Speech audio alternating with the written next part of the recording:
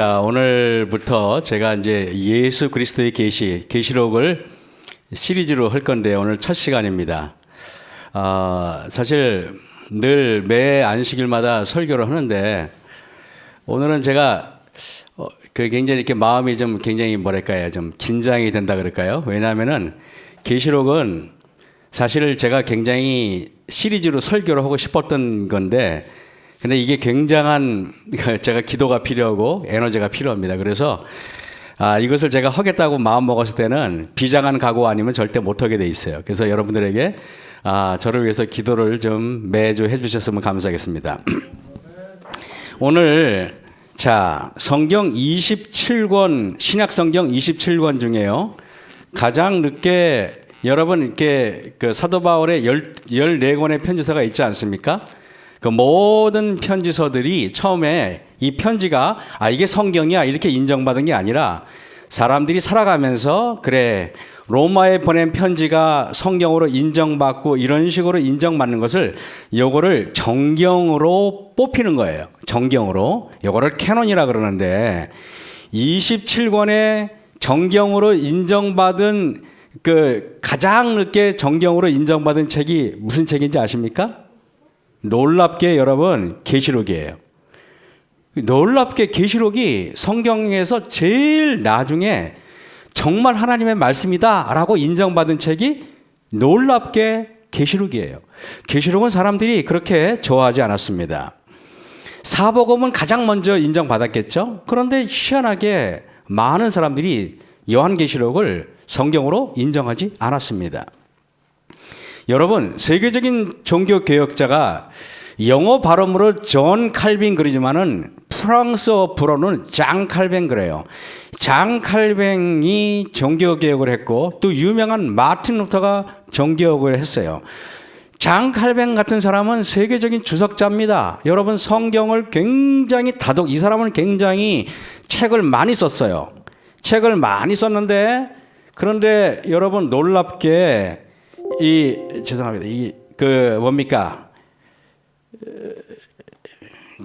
놀랍게 이 장 칼뱅도 요한계시록만큼은 주석을 하지 않았어요. 그리고 마틴 루터도 신약 성경의 대부분의 책을 주석했는데 놀랍게 마틴 루터도 요한계시록을 주석하지 않았어요. 이것은 무엇일까요? 우연일까요? 저는 그렇게 생각하지 않습니다.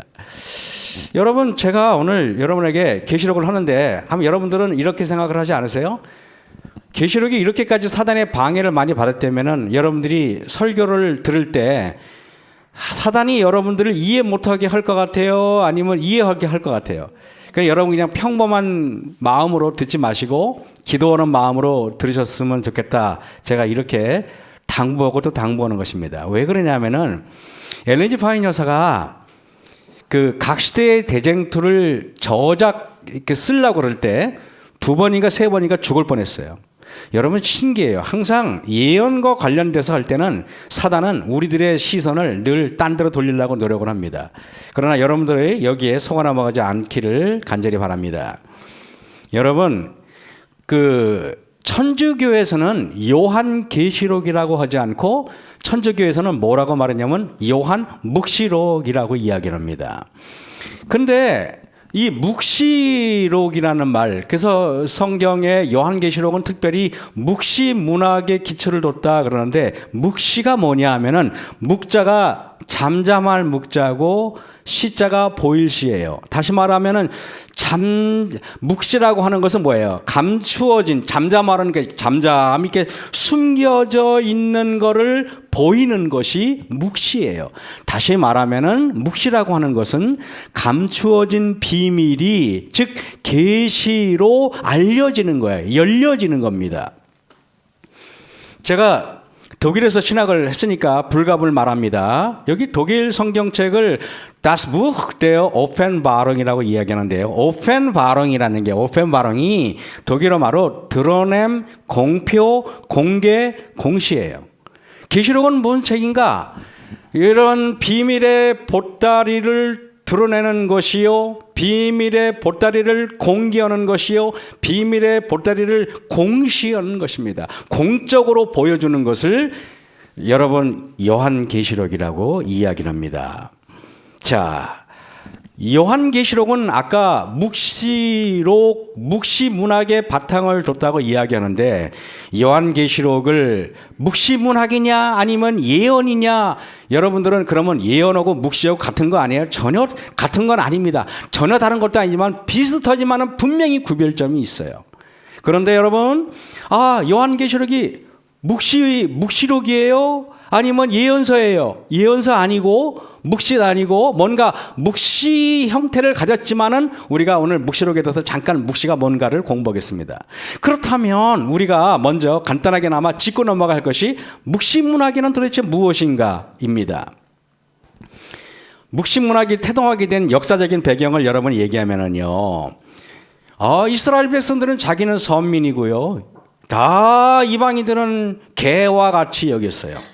그런데 자기들은 하나님의 특별한 선택을 받은 사람들인데, 그리고 하나님의 특별한 축복을 받아야 마땅한 민족이라고 생각했는데, 여러분, 다윗이 나라를 건국하면서 솔로몬이 성전을 만들었어요. 이 성전에서 기도하면 모든 게 응답됩니다. 그런데 말입니다. 그런데 이렇게 엄청난 특권을 받은 자들이 개처럼 여겼던 이방인들에 의해서 예루살렘 성전이 초토화되고 예루살렘 성전이 불살라지고 하나님의 선민이 여지없이 그의 자존심이 무너진 사건이 바로 바벨론에 의해서 예루살렘이 멸망한 사건입니다. 여러분, 유대인들은 바벨론 포로 때부터 귀환해서 무슨 생각을 했겠습니까? 왜 우리가 이렇게 됐지? 왜 우리가 하나님의 선민인데 이렇게 멸망하고 이렇게 축복을 받아야 될 민족이 저주를 받았지? 라고 고민했을 것입니다. 그래서 이들이 70년 포로 기간이 마친 다음에 에스라, 느헤미야, 스룹바벨 등등 여러 여호수아를 중심으로 모여가지고 이들이 영적 재건 운동을 벌입니다. 이들은 성전을 재건했을 뿐만 아니라 여러분, 그들의 무너진 영적인 재건 운동을 벌여요. 그리고 그들은요, 하나님의 십계명, 하나님의 말씀을 어겼기 때문에 신명기 28장에 나오는 그 말처럼 어겼기 때문에 그렇다고 이야기하고, 그러고 나서 이들은 결심합니다. 그래, 우리 하나님 말씀대로 살자. 그래서 이들은요, 하나님의 거룩한 성전 국가로 만들어요. 성전 국가. 다시 말하면 하나님을 주인으로 모시고 사람이 왕이 아니라 하나님의 왕으로 모신 성전 국가로 선포를 합니다. 그래서 모든 것이 예루살렘 성전을 중심으로 다시 뭉치기 시작해요. 그 예루살렘 성전을 중심으로 뭉쳐가지고 만드는 걸 우리는 성전 국가라고 이야기를 합니다. 국가 체제를 제도와 행정과 모든 것을 다 성전 중심으로 합니다. 성전 국가가 가장 핵심적인 것은 여러분, 당연히 여호와의 성결과 정결을 중심으로 자리를 잡는 제도와 국가 체제를 형성했다는 것입니다. 바로 이런 체제에서는 예루살렘 성전이 모든 것의 중심이 됩니다. 그 안에 입법과 사법과 행정과 삼권이 다 들어가고 영적인 것은 물론이요, 모든 사회적인 전반을 다 중심을 잡고 늘어집니다. 그런데 BC 331년에 알렉산더가 메데페르시아와의 전쟁에서 승리한 다음에 333년에 알렉산더가 완전히 양 몇 년 만에 그 중동 아시아 유럽의 패권을 장악하면서 헬라의 문화가 아시아의 문화와 합쳐진 헬레니즘 문화가 온 지구를 뒤덮어버리기 시작합니다. 여러분, 헬레니즘이라는 거대한 세속적인 문화가 이스라엘까지도 덮어버려가지고 완전히 그들이 여러분, 하나님의 말씀이 최고다, 하나님 말씀이 우선이다라고 말했는데 그 유대인들 위에 쓰나미처럼 헬레니즘 문화가 덮어버린 것입니다. 세속의 문화가 덮어버린 것입니다. 신도시 건설, 혼합주의, 플라토니즘, 영원불멸 사상 등 구약 성서의 전통적인 개념으로 도저히 설명할 수 없는 이상한, 그리고 세속적이고 퇴폐적인 문화가 쓰나미처럼 유대 사회를 덮쳐버려가지고 그 경건을 주장했던 유대인들 사이에 놀라운 변화가 일어나는 것입니다. 여러분 그거 아세요? 교회의 변화는요, 건물의 외장이 낡고 지붕이 물이 새는 변화가 중요한 것이 아니라 성도들 마음 구석구석에 있는 세속화되는 것이 더 무서운 것입니다. 급기야 여러분, 안티오쿠스 에피파네스라는 자가 예루살렘을 포위하고 점령한 다음에 이것을 로마 황제에게 바치겠다 그러고 예루살렘 성전 안에다가 제우스 신을 모시는 신전을 만들고, 그리고 여러분 성전에서 가장 금기시하고 불결하게 여기는 돼지, 부정한 동물 돼지피를 성전에다가 뿌려버리는 만행을 저지릅니다. 이때 이스라엘 사람들이 얼마나 당황했을까요? 그래서 이스라엘 사람들이요, 그때 뭔가 모르게 여러분 이것들 바로 유대인들 입장에서는 온 세상이 사탄에 의해서 점령되었다고 생각하게 된 것입니다. 바로 이러한 역사적인 배경 속에서 묵시문학적 세계관과 묵시문학적 문서들이 만들어지기 시작한 것입니다. 묵시문학은 이러한 역사적인 이러한 토대 위에서 만들어진 것이 묵시문학이에요. 결국 묵시문학이라는 것은 뭡니까? 강압적인 헬레니즘에 대한 유대인들의 격렬한 반작용, 그죠? 신앙을 지키고자 한 운동에서 비롯되었다고 봅니다. 묵시문학은 이분법적 세계관을 가지고 있다고 이야기합니다. 이러한 이분법적 세계관을 통하여 묵시문학의 저자들은 하나님의 역사와 선한 이들과 악한 이들의 마지막을 알려주고자 했습니다. 여러분, 묵시문학은 항상 이분법적이에요. 이원론적입니다. 현재가 있으면 미래가 있고, 선이 있으면 악이 있고, 예루살렘이 있으면 바벨론이 있고, 하나님의 인이 있으면 짐승의 표가 있고, 적그리스도가 있으면은 구원받은 14만 4천, 입맞은 14만 4천이 있죠.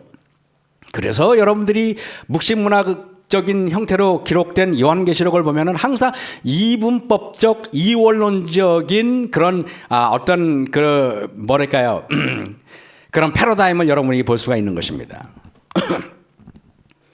요한계시록은 묵시문학이냐 아니면 예언서냐 놓고 신학자들 간에 갑론을박을 벌였는데, 우리 재림교회의 석학들, 존 펄린 목사님이나 랑코 스테바나비치 같은 재림교회 대학자들은 요한계시록을 이렇게 봅니다. 예언적, 묵시록적 형태의 편지서다, 이렇게 말합니다. 뭐라고요? 예언적, 묵시록적 형태의 편지서로 봅니다. 왜 그럴까? 여러분, 놀랍게 요한계시록은 편지로 이루어져 있어요. 여러분 잘 아시죠? 7교회에 보내는 편지입니다. 요한계시록은 바울 서신과 마찬가지로 편지서로 되어 있어요. 그래가지고 우리가 사도 요한이 편지를 형태로 7교회에 보낸 것인데, 이것을 어떤 형태의 편지냐? 회람형 편지서이다, 이렇게 전문적으로 말합니다. 왜 회람형입니까? 에베소 교회에 보내면 에베소 교인들이 돌아가면서 편지를 읽을 수 있게, 그래서 회람형 묵시록적 편지서다, 이렇게 말하는 것입니다. 묵시록의 형태를 띈 구약 성경에 보면은 대개 이사야 24장에서 27장의 일부고, 에스겔 28장에서 39장에 나오고, 에스겔 40장에 48장, 스가랴 1장에서 6절, 9절에서 9장에서 14장, 그다음에 요엘서의 일부, 그리고 다니엘 7장에서 12장까지가 묵시록적인 문학 형태를 띄었다고 볼 수가 있습니다. 그리고 신약 성경에서는요, 마가복음 13장과 누가복음 21장, 마태복음 24장에서 25장, 우리가 소위 말하는 재림장이고, 데살로니가 후서 2장 1절에서 12절까지 재림에 관한 얘기 나오죠. 그리고 베드로후서 3장 1절부터 13절, 그리고 요한계시록 전체. 근데 여러분이 눈여겨볼 것은 묵시록적 문학의 형태를 전체를 띈 것은 요한계시록밖에 없다는 것입니다. 여러분들이 그래서 말하면은 네, 다니엘서가 묵시록적 문학의 형태로 쓰였어요, 이렇게 말하면 그거는 우리가 좀 더 깊이 공부하지 않은 표시를 내는 것입니다. 다니엘서는 묵시록과는 좀 다른 형태로 띄어져 있어요. 여러분, 요한계시록의 저자는 누구입니까? 거기에 계시록 1장 1절 보면은 그 종 요한에게 보내요. 요한은 아시아에 있는 7교회에 편지하노니, 그래서 여러분 회람형 편지서다, 이렇게 얘기하는 것입니다. 나 요한은 너희 형제여 예수의 환난과 나라와 참음에 동참하는 자라. 이게 나왔습니다. 여러분, 그런데 문제는 이 요한이 어떤 요한이냐는 것입니다. 왜냐하면 유대인들의 이름 중에 요한이라는 이름은 너무도 흔한 이름이에요. 요한이라는 이름은 너무도 많아요. 사람들이 너도나도 요한이라는 이름을 쓰고, 유대인 중에서 가장 많은 이름 중에 하나가 여자 이름은 마리아예요. 마리아. 그래서 이게 너도나도 마리아입니다. 그래서 여러분 보세요. 막달라 마리아, 무슨 마리아, 마르다 많잖아요. 남자 이름 중에서도 흔한 이름 중에 하나가 요한이었어요. 근데 저스틴, 마르티, 이레네우스, 모라토릭, 정경, 클레멘트 등 많은 사람들이 당연히 요한은 사도 요한이지 이렇게 본 반면에 너무도 많은 요즘의 신학자들이 이거 사도 요한 아니야. 사도 요한 아니야. 다른 요한이야. 그래서 사람들이 말하기에 이 요한이 사도 요한이 아니라 장로 요한이다. 이렇게 말을 하는 사람들이 굉장히 많이 있어요. 왜 그분들이 그렇게 주장하는지는 보면은, 자, 이거 보세요. 계시록 22장 8절에도 이것을 보고 들은 자는 나 요한이니. 그래서 우리 재림교인들은 한 번 더 이것을 의심하지 않고, 그래, 당연히 사도 요한이지. 이렇게 말하지 않습니까? 여기에 이렇게 안 생각하신 분 있어요? 아무도 없을 거예요. 근데 여러분, 놀랍게 현대신학의 주류에 속한다고 생각하는 분들은 이거를 사도 요한이라고 말하면은 무식하다고 이렇게 얘기를 해요. 왜? 이들은 말하기를 이거는 장로 요한이다 이렇게 말하는데, 그러나 저는 생각이 달라요. 저는 반드시 사도 요한이어야 된다고 생각을 합니다. 왜 그런가? 왜 그분들이 사도 요한이 계시록의 저자가 아니라고 말할까? 요한복음의 헬라어는 문법이 단순하고 굉장히 정확하고 굉장히 수려하게 되어 있어요. 요한복음의 헬라어 문법이. 근데요, 요한계시록의 헬라어는 문법적으로 매우 조잡하고 불규칙하고 불완전합니다. 그러니까 말을 하는 겁니다. 현대신학자들이. 이거 봐라. 요한복음의 헬라어는 저렇게 불규칙하고 저렇게 요한복음의 헬라어는 저렇게 정확하고 저렇게 수려한 반면에 요한계시록의 문법은 저렇게 조잡하고 저렇게 좀 부족한데 저게 말이 돼? 문체가 다른데 그렇게 저자가 한 사람 아니야? 이렇게 주장하는 것입니다. 여러분, 그런데 요한복음의 헬라어는 이게 이러니까 이 두 책의 헬라어의 문법적인 체계가 다르기 때문에 그렇다는 것입니다. 그런데 여러분, 그분들은 이걸 몰랐던 것입니다. 뭘 몰라요? 왜 그런가? 여러분 보세요. 베드로전서 5장 12절 보세요. 내가 신실한 형제로 아는 실로 안으로 말미암아 너에게 간단히 써서 권하고. 베드로가요, 학교 교육을 많이 받지 않은 사람입니다. 그러니까 베드로가요, 모국어가 헬라어가 아니에요. 우리로 말하면은 제가 영어로 편지를 쓰는 거 똑같은 거예요. 그러니까 여러분 생각해 보세요. 베드로가 헬라어로 베드로전서를 쓰고 베드로후서를 쓸 때 뭔가 어색해 안 어색해? 어색합니다. 그러니까 실로아노라는 헬라어에 능통한 사람이 저 사도 베드로님, 제가 교정 봐주겠습니다. 제가 편집해 주겠습니다. 그래서 베드로가 쓴 것이지만 그 모든 문법을 다 실로아노라는 사람이 다 고쳐줬던 것입니다. 제가 독일에서 신학 공부를 할 때 제가 독일어로 턴페이퍼 이렇게 뭐랄까요? 무슨 글을 써서 제출해야 되잖아요. 제출하면은 교수님이 제가 막 쓰면은 틀린 게 많겠어요? 안 많겠어요? 많아요. 그런데 그때 제가 제 친구 중에 하나가 신학교 동기생이 있다 그랬잖아요. 그 균터 파인 씨라는 친구, 균터 파인 씨의 친구 와이프가 저하고 동갑내기예요. 근데 친해요. 그러니까 어려운 일 있으면 부탁해 그러더라고요. 그래서 내가 게르티 미안하지만 내 모든 작문을 네가 다 교정 받을 수 있니? 그랬더니 오케이 그러더라고요. 타이핑 이 친구 600다 쳐요. 정말 다다다다다닥이요. 그래서 내가 딱 갖다 주면 걱정하지 마. 그래서 모든 제가 숙제를 그 친구한테 주면은 게르티가 저한테 개인 비서처럼 다다다다다 다 써줬어요. 그래서 저는 한 번도 교수한테 독일어 지적을 받아본 적이 별로 없어요. 당연하지. 모국어로 있는 그 게르티가 다 해줬는데 뭐 부끄러울 게 없죠. 다 그 친구가 다 해줬어요. 그런데 베드로가 글을 썼을 때 실로아노가 해줬기 때문에 베드로전서, 베드로후서를 보면요, 헬라어가 전혀 문제가 없어요. 깨끗하게 돼 있어요. 당연하죠. 놀랍게 여러분 로마서 16장 22절에 보면은 사도 바울의 로마서를 대신 써준 사람이 더디오예요. 근데 여러분은 이렇게 의심할 겁니다. 아, 목사님, 바울 같은 사람은 굉장히 공부를 많이 한 사람인데 굳이 대신 대필해 주거나 편집해 줄 필요가 있을까요? 있어요. 왜? 눈이 안 좋았거든요. 그렇기 때문에 눈이 안 좋았기 때문에 보이지 않으니까 대신 써준 게 누구예요? 바로 더디오라는 사람이에요. 더디오. 여러분, 이 보면은 그러면은 여러분 성경 사도 요한의 이제 그 얘기를 마치겠습니다. 아, 당연히 요한복음을 쓸 때는 아마 에베소 도시에서 썼을 것입니다. 도시에서 쓰면은 요한이 이렇게 헬라어를 쓰면은 뭔가 문장이 잘못되면은 옆에 있는 사람이 제가 대신 써줄까요? 하고 고쳐줬겠어요? 안 고쳐줬겠어요? 당연히 고쳐줬죠. 그러니까 요한복음의 문법은 전혀 문제가 있을 필요가 없었던 것입니다. 근데 여러분, 요한계시록은 어디서 썼어요? 반모섬에서 누가 교정해 줄 사람이 있어요? 없어요? 없어요. 없으니까 당연히 문법적으로 거칠거나 조잡할 수밖에 있어요? 없어요? 없어요. 그러니까 그것만 봐도 저는 그래, 요한계시록은 당연히 사도 요한이 썼어, 이렇게 봐야 될 거 아닙니까? 그렇기 때문에 여러 학자들은 그것을 이런 문법적인 것이 다르겠다고, 저자가 다르다고 말한 것은 매우 하나는 알고 둘은 몰랐던 것입니다.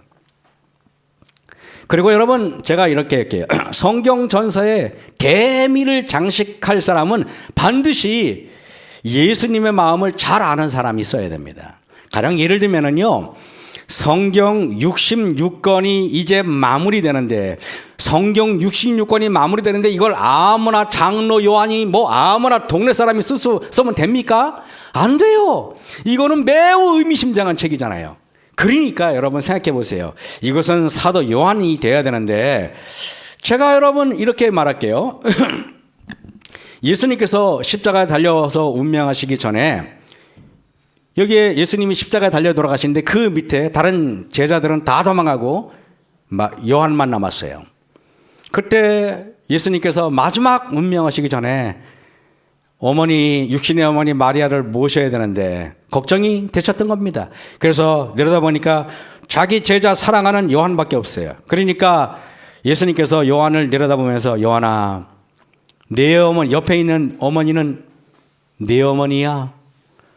요한이요, 어머니 마리아를 그다음부터 모시는데요, 다른 제자들은요 인도로 선교를 떠나고 로마로 선교를 떠나고 지중해로 선교를 떠나는데 요한은 어디 갈 데가 없어요. 왜? 어머니를 모셔야 되니까.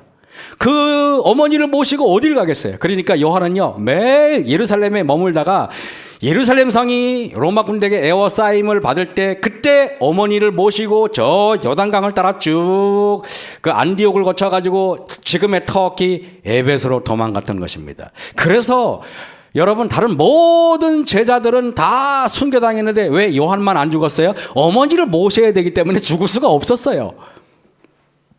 여러분, 그래서 여러분, 그 제자에게 이르시되 보라 내 어머니라 하신데 그때부터 그 제자가 자기 집에 모시니라 그랬습니다. 그래서 여러분 명심하세요. 부모님 잘 모시면 장수합니다. 그래서요, 부모님 정말 모시려고 지극정성을 한 사람은 보니까 죽지도 않아. 그러니까 여러분들 어디간 장수하는 방법은 성경에서 가르쳐 줬어요. 우리 5째 계명에 나오지 않습니까? 계시록을 12사도 중에 누구한테 쓰라고 부탁하겠습니까? 만약에 의심이 제일 많은 빌립이나 도마에게 하나님께서 계시를 보여줘요. 도마야 써라. 도마가 딱 계시를 받습니다. 그러면 하나님, 이게 꼭 이렇게 써야 돼요? 이거 맞아요? 아마 이러고 덤벼들었을 겁니다. 여러분, 계시록을 쓸 수 있는 사람은요, 무슨 말을 해도 의심하지 않고 터 하나 틀리지 않고 그대로 마음을 정할 수 있는 사람만이 계시록을 써야 되는 것입니다. 그리고 예수님의 마음을 훤히 알고 있는 사람만이 계시록을 써야 되는 것입니다. 여러분, 계시록은 하나님의 깊은 마음이 기록된 책이에요. 성경에서 하나님 아버지의 마음, 예수님의 마음이 가장 깊이 속 깊은 이야기를 누구에게 여러분은 말합니까? 머리가 좋은 사람에게 말합니까? 여러분 같으면 내가 속마음을 털어놓을 때, 야, 수학 잘하는 사람한테 털어놔야지. 내가 속마음을 털어놓을 때, 야, 물리학 잘하는 사람한테 털어놔야지. 여러분 이러신 분 맞습니까? 내가 속마음을 털어놓을 때 토플 100점 맞은 사람한테 내가 털어놔야지. 이럽니까? 안 그러잖아요. 속마음을 털어낼 때는요, 가장 사랑하는 사람, 가장 믿을 만한 사람, 가장 신뢰가 가는 사람한테 쓰게 하잖아요. 그런데 이걸 어떻게 사도 요한 왜 이런 사람이 또 어디 있단 말입니까? 그런데 어린 교회 예배석계 어떤 장로라고 말하는데 이게 말이나 됩니까, 여러분? 말이 안 되는 것입니다. 그래서 저는 의심의 여지 없이, 누가 이렇게 말해요. 예언의 신에 나왔으니까 당연히. 저는 그렇게 보지 않아요. 저는요, 제가 연구해가지고 여러분에게 말씀드리는 건 뭐냐면은, 그래요, 당연히 저라도, 여러분 제가 예수님이라도 그 속마음을 받아서 쓸 사람은 당연히 누구밖에 없어요? 요한밖에 없는 것입니다.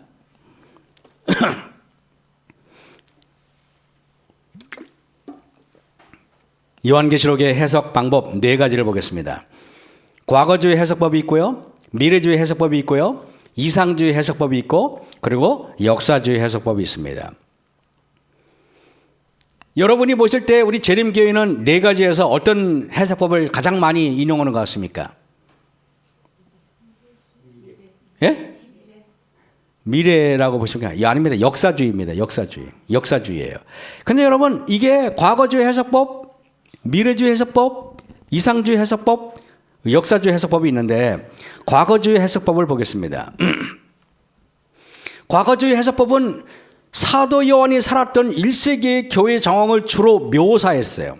즉 네로와 도미시안 황제로부터 핍박받았던 교회들을 위해 쓰였던 사건이라고 해석하는 것입니다. 그 당시 1세기를 살았던 독자들에게는 과거주의 해석 방법은 매우 큰 도움이 됩니다. 왜냐하면 지나갔던 모든 일들을 배경으로 말씀을 거기에 대입해서 보니까 그랬어 라고 말하는데 문제가 하나 있어요. 왜? 예언은 과거 지향적인 글이 아니라 미래 지향적인 글이기 때문에 과거주의 해석 방법은 항상 미래를 내다보지 못하기 때문에 이 해석법은 문제가 있는 것입니다. 미래주의 해석법은 문제가 뭐냐면은, 자, 계시록 전반부에 나오는 7교회에 보내는 기별 외에 예수님이 다시 오실 마지막 시대를 사는 재림 직전의 징후들을 다루고 있는 사건이 요한계시록이라고 말하는 것이 미래주의 해석이에요. 그래서야 모든 상징들을 미래로 내다보는데, 여러분 이겁니다. 미래주의 해석자들은 주님의 재림의 징조들을 오늘날의 사건에서 자꾸 끄집어내려고 합니다. 그래서 예를 들면 바코드를 666으로 해석한다든지, 유럽 공동체를 10발가락, 그 다니엘서에 나오는 10발가락 아니면 10불 이걸로 해석한다든지, 또 코로나 백신이 666의 징표로 본다든지, 여러분 어떤 그 미래주의 해석자들의 해석 그 방법들의 분들을 보면은 어떤 사건이 일어나면 이걸 다 재림하고 연계시키려고 하는 시도 있잖아요. 물론 재림의 징조들을 주변의 사건들을 통하여 우리가 느끼고 경각심을 갖는 것은 매우 중요하지만은, 그러나 모든 것을 다 계시록과 접목시켜 가지고 해석하려고 하는 그 의도는 상당히 옳지 않은 것입니다. 그리고 이상주의 해석은 뭐냐면은, 이상주의적 접근은 선과 악, 하나님의 나라와 사탄의 나라의 갈등을 상징적으로, 모든 걸 다 상징적으로 봅니다. 이거를 역사적인 이런 거 다 필요 없어요. 그렇기 때문에 이 사람들은 예수님 전에, 재림 전에 천년기가 있으나 재림 후에 천년기 있으나 상관이 없는 사람이에요. 그래가지고 이 사람들은요, 시간적인 개념을 별로 중요하게 생각하지 않습니다. 이렇게 해석하는 사람들이 주로 여호와 증인들이기 때문에 그들은 이미 예수님이 재림했다고 보는 것입니다. 그렇기 때문에 이 사람들을 무천년설주의자들이라고 말하기도 합니다. 제가 이런 것들을 더 자세히 공부할 수 있지만은 하나 가지고도 1시간 해야 되는데 짧게 할 게 많으니까 간단하게 넘어가겠습니다. 마지막으로 역사주의 해석법인데, 역사주의자들은 계시록을 사도 시대부터 종말 때까지 이어지는 역사의 바탕 위에 둡니다. 사실 이것은 굉장히 그렇게 보는 시각은 맞는 시각이에요. 계시록은 확실히 요한의 시대로부터 재림의 때까지의 그 과거부터 현재 미래를 다루고 있는 게 맞아요. 그래서 여러분 요한계시록 성경을 보세요. 내 본 것과 과거죠. 이제 있는 일과 현재죠. 장차 될 일, 미래죠. 그러니까 당연히 과거부터 현재까지 미래, 그러니까 과거, 현재, 미래 전체를 보는 역사주의적으로 성경을 보는 것은 맞는 형태예요. 그런데 여러분, 역사주의 해석자들의 단점이 뭔지 아십니까? 계시록의 본문 주석을 성경에서 찾으려고 하지 않고 역사책에서 찾으려고 하는 우를 범하기 때문에 문제가 있는 것입니다. 여러분, 그래서 계시록에 사용된 상징들에 대한 설명도 성경에서 가져오기보다는 종종 신문 스크랩에서 찾아오기도 합니다. 타임지를 보고 그것이 계시록의 이야기라고 하고 다니엘의 이야기라고 우리에게 막 강변합니다. 그리고 일곱 교회, 일곱인, 일곱 나팔로 이어지는 상징들을 모두 역사의 7등분을 해가지고 거기에 강제로 억지로 막 끼워 맞춰가지고 어색한 면이 너무도 많은 것입니다. 그래서 저는 이것을 계시록을 공부할 때 저는 진짜 이해가 안 됐어요. 말도 안 되는 소리를 제가 막 이렇게 강요받으니까 이거를 시험을 이게 맞지 않는데 이걸 어떻게 쓰나 답을 고민할 때 진짜 많았어요, 정말로. What the Bible say about the end time 111쪽 존 펄린 목사님이 이렇게 썼어요. 역사에 지나친 주의를 우리 재림교회 목사님이에요. 역사에 지나친 주의를 기울인 나머지 역사적 적용의 기초가 되어야 하는 성경 본문의 문학적 역동성을 놓치는 것은 가능한 것이다. 재림교회 해석자들은 종종 본문의 세세한 것에서 곧장 역사로 점프한다 그랬어요. 사실 우리가 그랬어요, 안 그랬어요? 그래가지고 그냥 막 여섯째 인을 할 때 그냥 여섯째 인을 그냥 억지로 끼워 맞춰가지고 옛날에 그냥 1800 얼마에 별똥이 떨어지고 그것이 그거다라고 말하는데 저는 지금도 그것은 납득이 가지 않아요. 틀렸다고 봅니다. 그리고 다양한 역사적 적용들을 함께 묶고 전체를 통일성 있게 맞추려 한다. 이게 역사주의 해석자들의 문제점을 존 펄린 목사님이 이렇게 뭐랄까 날카롭게 지적하고 있는 것입니다. 계시록 1장 1절에 예수 그리스도의 계시라 이는 하나님이 그에게 주사 반드시 속히 될 일을 그 종들에게 보이시라고 그 천사를 그종 요한에게 보내어 지시하신 것이라 했습니다. 예수 그리스도의 계시라는 말씀은 계시의 주인공이 예수님이라는 말씀이고 계시록은 예수 그리스도에 관한 책이어야 한다는 뜻이에요. 다시 말하면은 여러분들에게 여러분 이렇게 할게요. 사복음서에 나와 있는 예수님의 모습과 계시록에 나와 있는 예수님의 모습은 좀 다릅니다. 사복음서에서는요 이 땅의 구원자로 오신 예수 그리스도를 설명하려고 하고 있어요. 그래서 사복음서에 나와 있는 예수님은 겸손하게 말 구유에서 태어나시고 공생의 마지막에는 제자들의 발을 손수 씻겨 주시고 그리고 아무 힘없는 것처럼 십자가를 지고 골고다 언덕으로 올라가시고 심지어는 십자가에 달려서 처절하게 죽임을 당하는 예수님, 그 모습이 우리가 사복음서에 보는 구원자의 모습이에요. 그런데 여러분 계시록에서는 전혀 달라요. 요한계시록에서 예수님의 모습은 그런 모습이 아니라 영광의 모습이에요. 만왕의 왕의 모습이에요. 그분은 여러분 영광의 몸으로 이 땅에 오셔가지고 모든 악인들을 심판하시는 모습이에요. 그분은 더 이상 말구에 놓인 연약한 모습이 전혀 없는 것입니다. 제가 여러분에게 여쭤볼게요. 계시록 하면은 따뜻한 느낌이 납니까? 아니면 두렵고 무서우셨습니까? 아마 아마겟돈, 우리가 계시록 하면 머릿속에 떠오르는 것이 아마겟돈, 짐승의 표, 적그리스도, 거기에 또 파생된 일요일 시험령, 666, 14만 4천, 여러분들은 이런 단어들이 여러분의 머리에 아마 스치고 지나갈 것입니다. 그런데 여러분 계시록 하면은 그래서 우리가 따뜻하고 정겨운 느낌이라기보다는 뭔가 무섭고 두렵고 뭔가 꺼림직한 느낌, 뭔가 음산한 느낌을 받았다면은 우리는 지금까지 성경 계시록을 전혀 잘못 읽고 있었다는 것입니다. 왜? 아까 제가 서두에 요한계시록은 예수님에 관한 책이라 그랬어요. 어찌 예수님께서 여러분 그렇게 음산하고 예수님께서 그렇게 두려운 분입니까? 예수님은 따뜻하신 분이에요. 그분은 온유하신 분이에요. 그분은 포근하신 분이에요. 여러분들이 계시록을 읽고 연구하면은 여러분은 더 이상 계시록을 연구할 때 뭐랄까 두려운 느낌보다는 온유하고 따뜻하고 포근하고 이런 느낌을 바르셔야 되는 것입니다. 우리가 세상을 이기기 위해서는요, 세상을 공부할 것이 아니라 예수님의 영광을 묵상하고 예수님의 영광에 압도당하는 삶을 살아야 돼요. 여러분, 교회가 해야 할 일은 세상의 문제를 풀려고 노력하는 것이 아니라 예수님의 영광을 묵상하고 거기에 압도당하는 그런 성도가 되어야 됩니다. 예수님을 묵상할 때 우리는 세상을 이기는 힘을 갖게 되는 것입니다. 우리는요, 죄를 분석하려고 노력하는 사람은 죄를 절대 승리할 수 없어요. 죄를 분석할 것이 아니라 내 패배를 분석할 것이 아니라 예수님을 묵상하고 그분의 영광에 내가 몰입되는 인생을 살아야 됩니다. 그러기 위해서 요한계시록만큼 그분의 영광을 환히 드러내주는 책은 일찍이 없는 것 같아요. 요한계시록은 하나님의, 제가 아까 얘기했죠, 예수님의 영광의 책이에요. 예수 그리스도의 계시라. 계시라는 말을 라틴어 성경으로는요, 라틴어로 아포칼립시스라고 말합니다. 아포칼립시스. 여러분, 아포와 칼룹시스의 어떤 합성어로 이루어졌는데 이게 뭘까? 아포는 영어로 away from입니다. 칼룹시스는 veiling 또는 covering, 다시 말하면 뭡니까?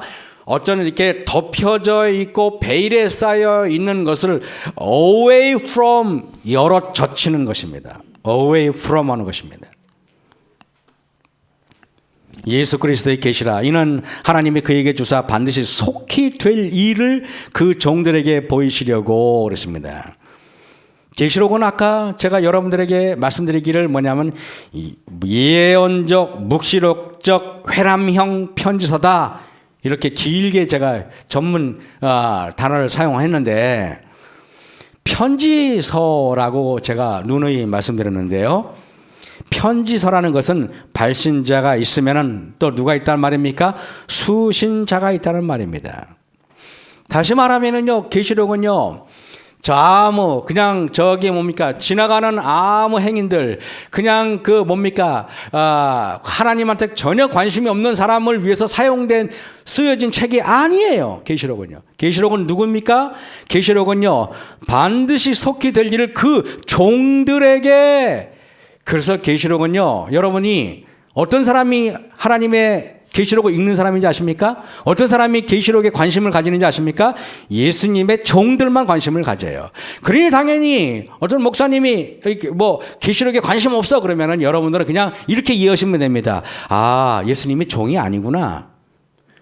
여러분 그잖아요. 여기 뭐라 했어요? 예수 그리스도 계시라. 이는 하나님이 그에게 주사 반드시 속히 될 일을 그 종들에게 보이시라고 그랬지 동네 아줌마에게 보여주려고 하셨지 않았습니다. 여러분들은 이 책을 연구할 마음이 없다 그러면은 종이 아니니까 그런 거예요. 이해를 하셔야 됩니다. 그래, 종이 아니니까 이해할 가치도 없는 것입니다. 그 사람들에게는. 그런데 계시록은요, 반드시 속히 될 일이라고 이야기합니다.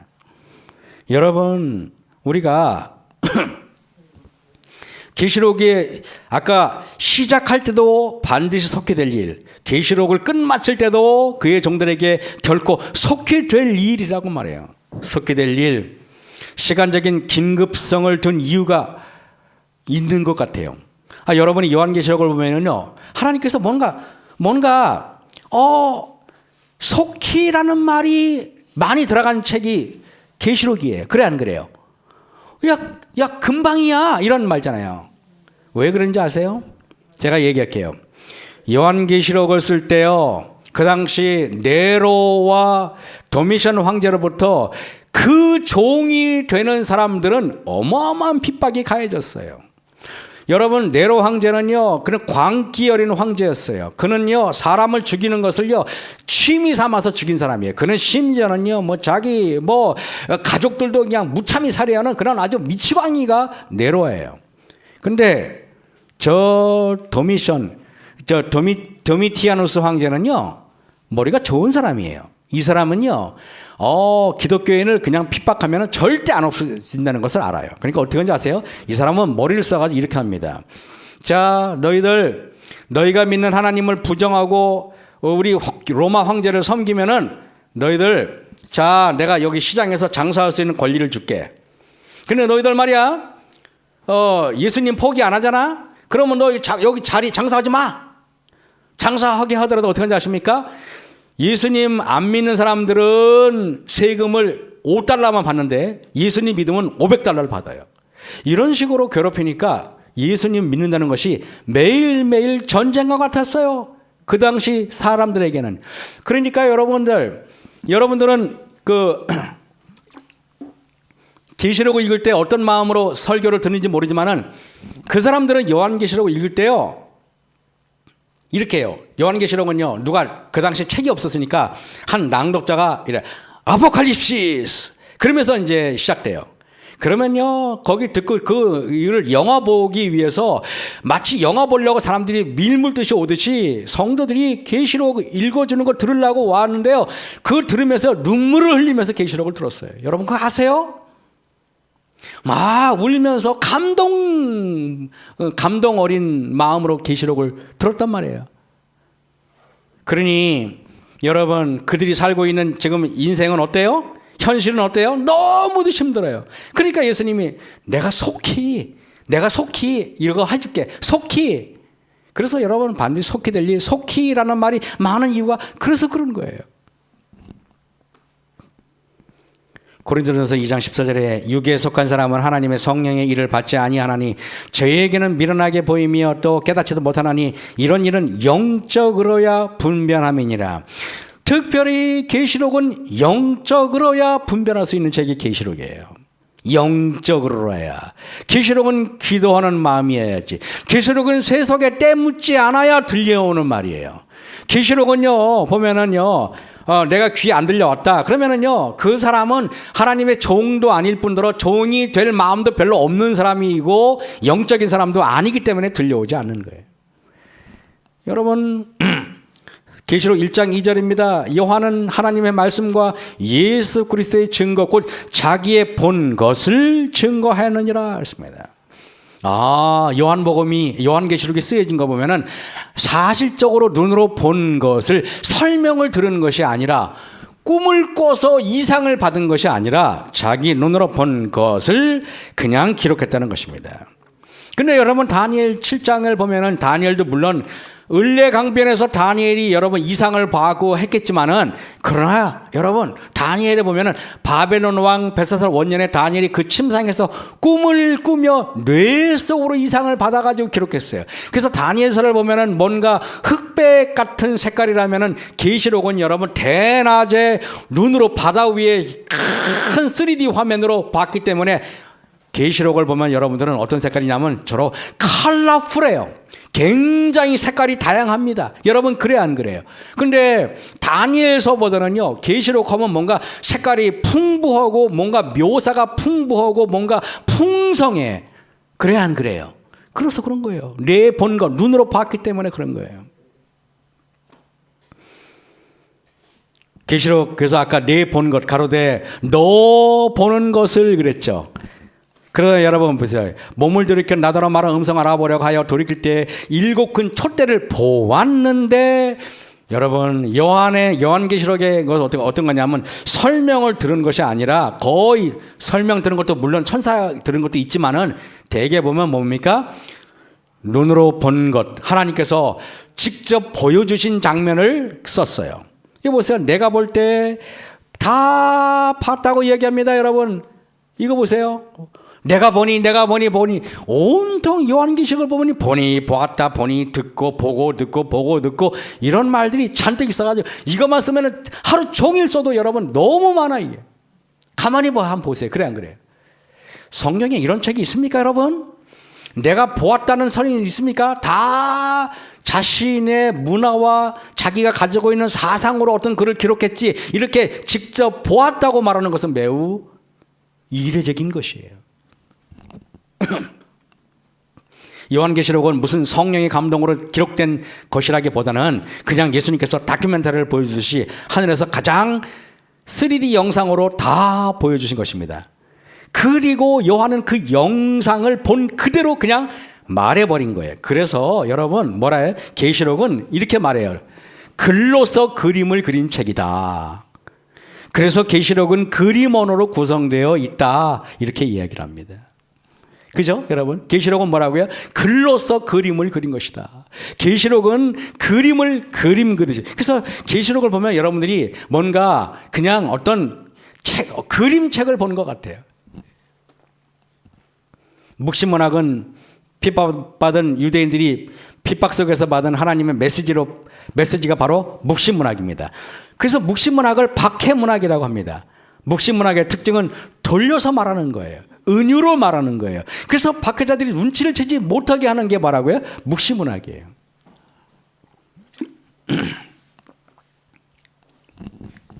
그래서 계시록에는 유난히 여러 상징들과 숫자들이 나옵니다. 나팔 7촛대, 해를 입은 여자, 음녀, 짐승을 탄 여자, 이런 여러 가지 이야기가 있어요.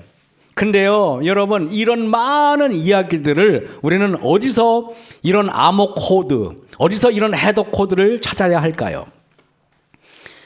이사야 34장 16절에 보면 너희는 여호와의 책을 자세히 읽어보라. 이것들이 하나도 빠진 것이 없고 하나도 그 짝이 없는 것이 없으리니 이는 여호와의 입이 이를 명하셨고 그의 신이 이것을 모았다. 다시 말하면은 계시록에 나와 있는 이런 심볼들이 성경 어딘가에 제 짝이 있다 이 말이에요. 다시 말하면 계시록 22장에 나와 있는 생명나무는 여러분 어디 나와요? 창세기에 나오잖아요. 그래 안 그래요? 그리고 계시록 13장에 나와 있는 곰 같고 표범 같은 그런 짐승은 어디 나와요? 다니엘 7장에 나오잖아요. 그래 안 그래요? 그래서 계시록에 나와 있는 이야기들, 그리고 24장로는요 구약 성경의 12지파, 신약 성경의 12사도 합치니까 24네 등등. 14만 4천은요 12 곱하기 12하니까 144네. 그리고 유대인들이 있잖아요, 가장 많은 최소에 다니는 1000이에요 144 곱하기 1000 해보세요. 정확히 14만 4천이 나오죠.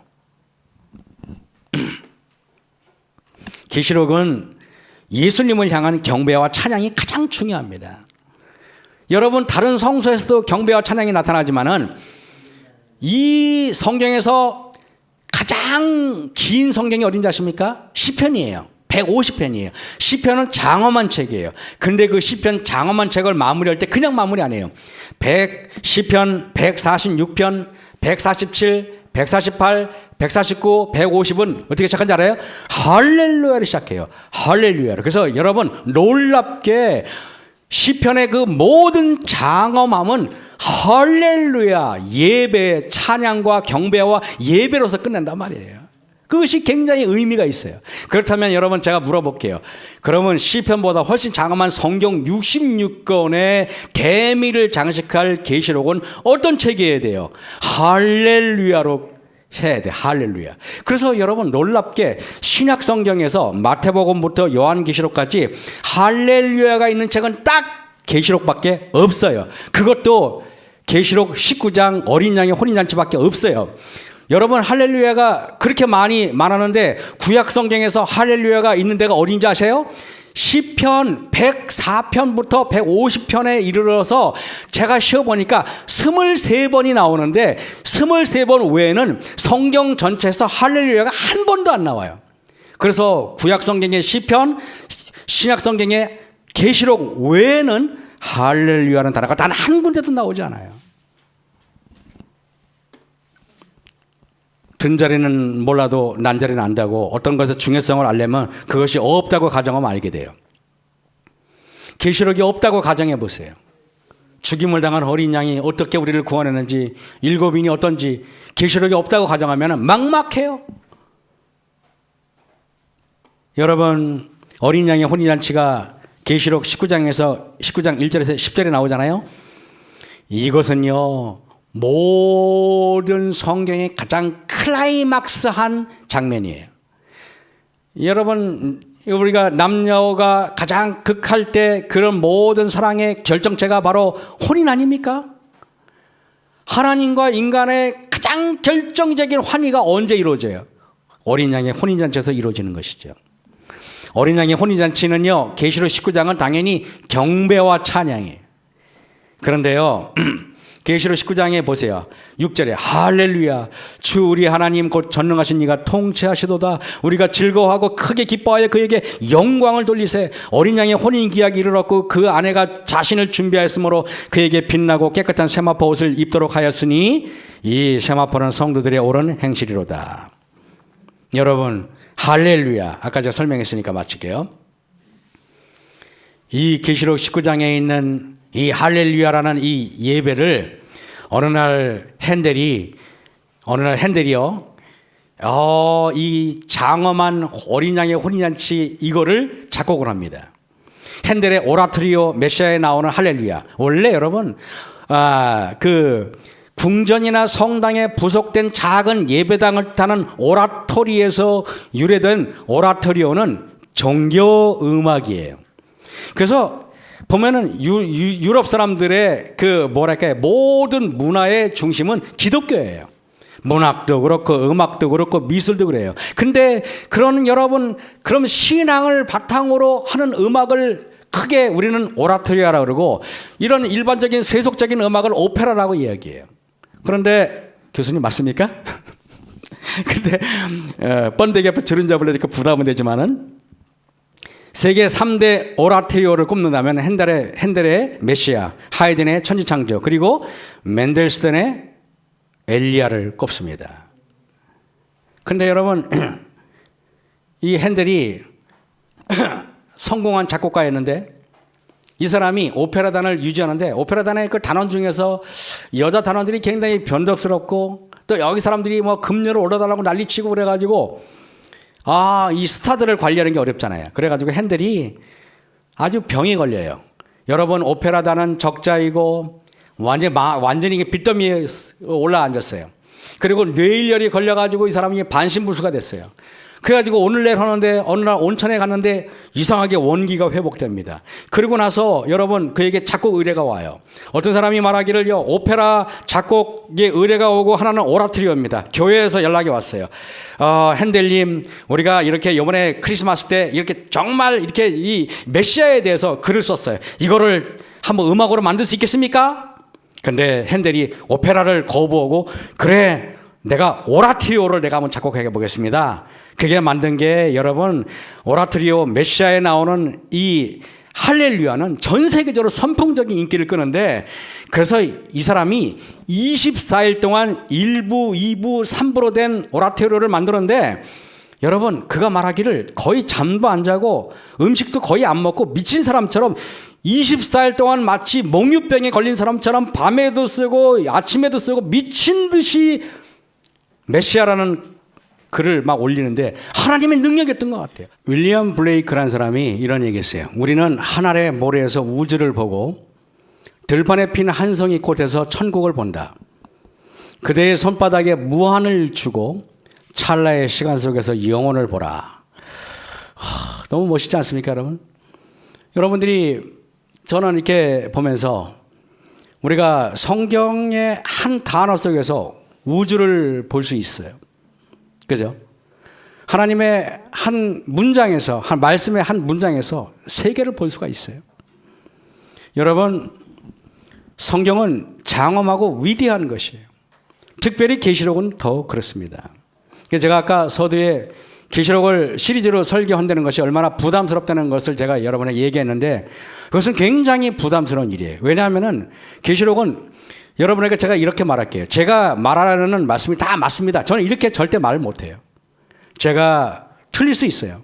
하지만 최선을 다해서 성경에서 성경적으로 해석하려고 노력할 것입니다. 여러분, 여러분들에게 계시록의 절정은 어디입니까? 어린 양이신 예수님을 경배하고 찬양하는 거예요.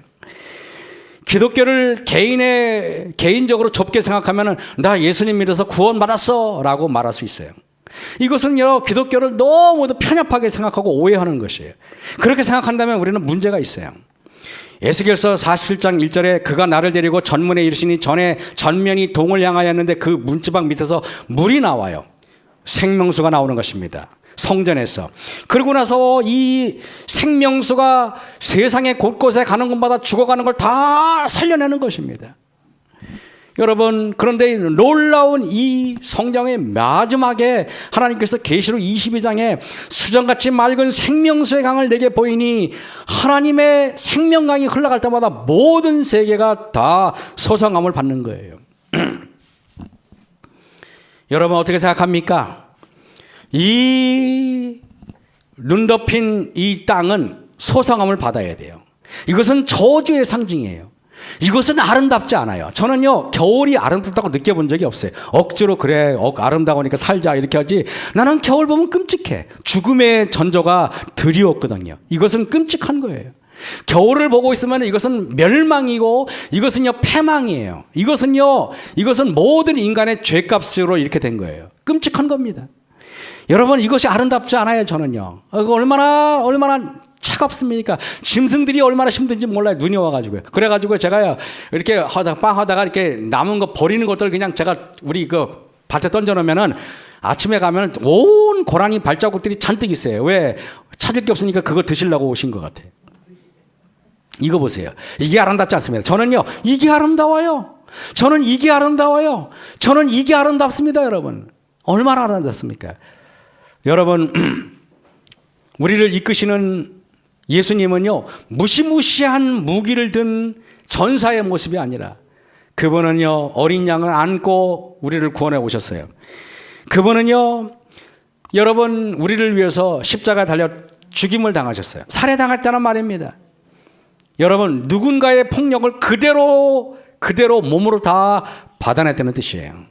신앙이라는 것은요 내 주변에 있는 사람들이 폭거를 온 내 몸으로 받아들이는 것을 말하는 거예요. 신앙이라는 것은요 기분 나쁜 사람의 저 불유쾌한 행동을 내가 온몸으로 받아들이는 것이 구원의 시작이에요. 예수님 때문에 말입니다.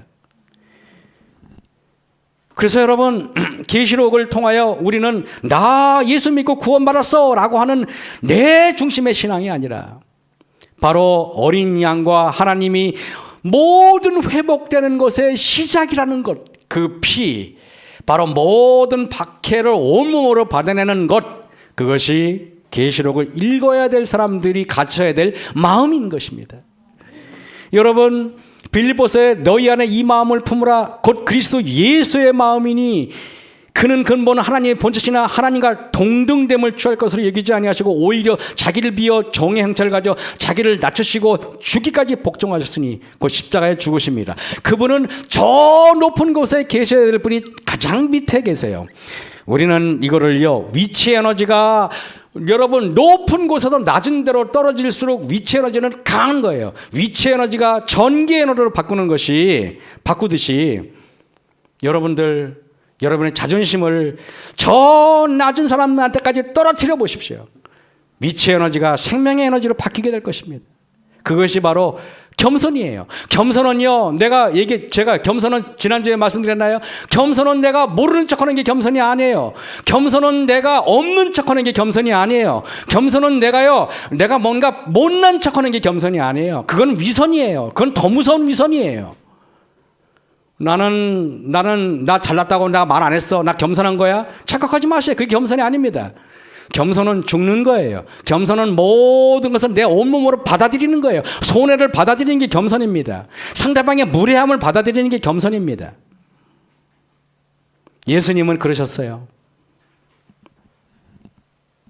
하늘보다 더 높은 분이 가장 낮은 곳으로 임하니까 온 세상에 생명의 에너지를 불어넣을 수 있었던 것입니다.